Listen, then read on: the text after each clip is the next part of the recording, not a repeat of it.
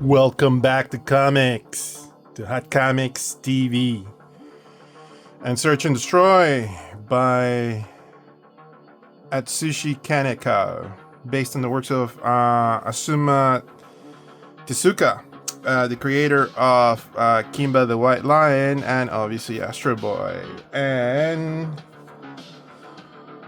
Doroo. Alright, so I'm a bit of a mixed bag on this because this was the manga that I've been waiting for.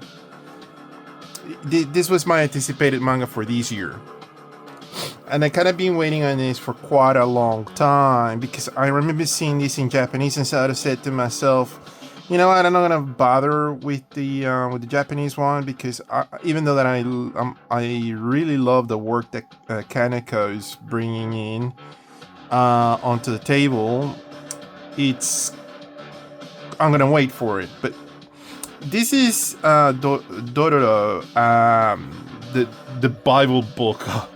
Look at this thing; it's ginormous, and this was a rabbit hole because for a long time I have heard about Doroo, but I never really dived into this book. And then, you see that there's the animated series, and then there is other works out there that I mean, and there's been a few publications that there was in Japanese.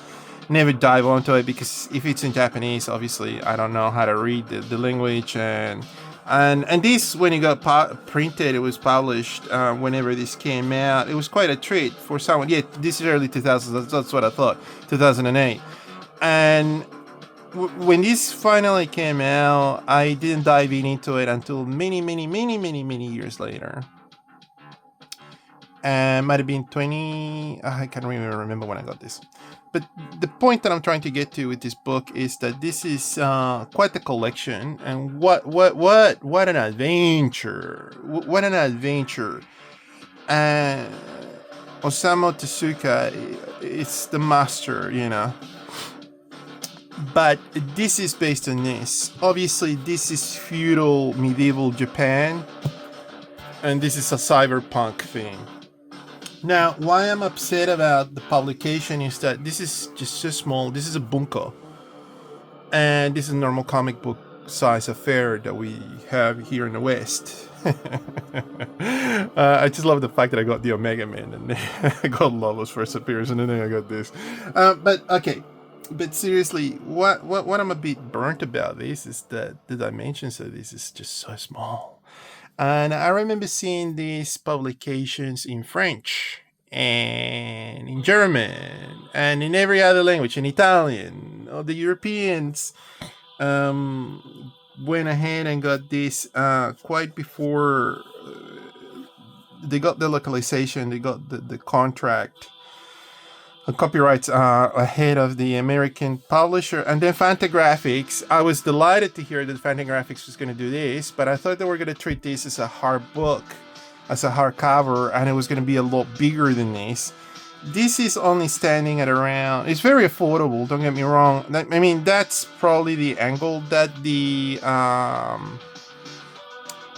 localization's sort of going for, because they want to have this as affordable as it can be for everybody. So if this is more affordable, maybe on the $12 range, maybe 15, and obviously we can all jump on board. And for an author or a creator like Kaneko that not many people know in the West, because this man was he had a lot of traction maybe 3 to 4 or 5 years ago in Japan. He was just exploding into the industry, and I'm pretty sure he had done other work, but this man is just his artistic sensibilities are quite outstanding, as you will see. It's very Western, his work. It's kind of a disciple of the Pope, of Pol Pope. It's got like a Pol Pope-ish flair to it, but obviously very Japanese. And some other people are comparing him with Charles Burns, which I don't really see it. I see Pol Pope. It's got a very modern art sort of style, like if it was coming from the fine arts. So it's very, very modern art aesthetics on it. Um, the story is taking place in this dystopic sort of future. I have not finished reading this because I just literally got this, and I wanted to talk about it because I had been waiting for this. As I said, for maybe it's been quite a while, and now I'm kind of sort of regretting not getting maybe the French edition, because the French edition is probably the size of maybe the Fist of the North Star, maybe a little bit bigger, maybe the size of what the omnibuses for Neon Genesis Evangelion are.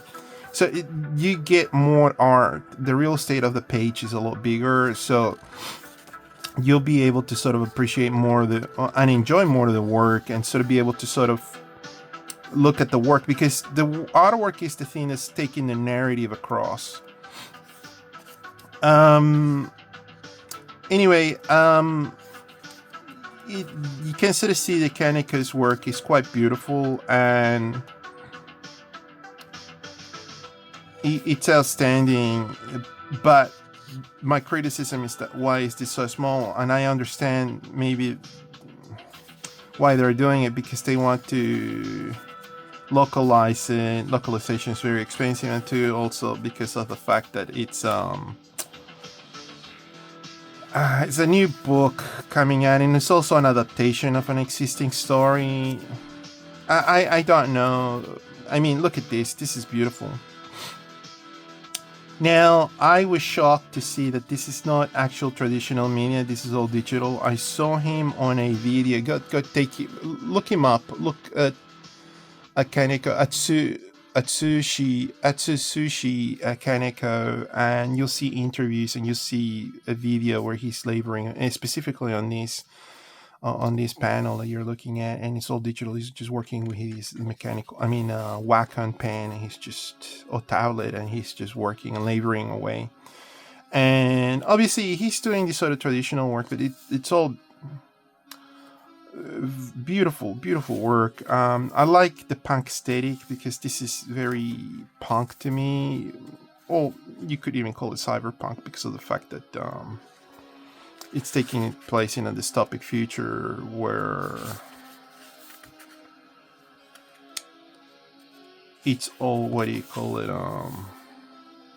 this totalitarian communist looking world. Like he that looks to me very Soviet. Anyway, yeah, this have been my gripes. This is just so small, and this deserves to be a lot bigger. I'm also grateful that's in English, because I'm going to be able to appreciate the narrative, even though that this is kind of like an adaptation of an existing piece of work. I'm pretty sure that Kaneko will bring us into a different he'll probably do his own spin on it. I mean, he's already doing it. Quite immaculate, the work that I'm looking at right now. I bought this 2-3 days ago. And again, as I said, the wait had been for more than... It had been a couple of years that I kind of sort of been checking when the localization, and kept on pushing back and getting pushed back, and it never came out on time, because this was projected to come in, I think, last year, or maybe at the start of this year. And yeah, so this is all revenge story, very visceral, as you can sort of see here. And again, the science fiction aspect and the cyberpunk sort of element, it's all there. So yeah, I can see why people are doing the comparisons to Burns now that I'm looking at it with more detail, because he's doing a lot of very fine shading. It's all the black and white.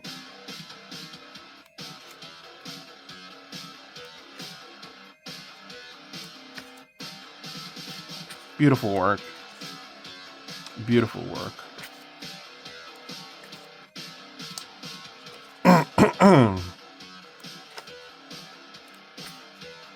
Anyway, I'm not going to spoil this because I really do not want to do that for anybody that's going to be jumping on board on this. I'm just highly recommending this work as much as I recommend reading the Omega Man. No, I'm joking.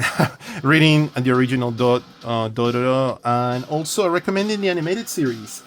That's being out there. I think it's on Amazon. I'm not too sure who has it, but this, my goodness, this is a lot of good. And this Onibus, it's just magnificent. But look at the dimension of this. It's just so tiny, and it's just a shame because Kaneko's got such a beautiful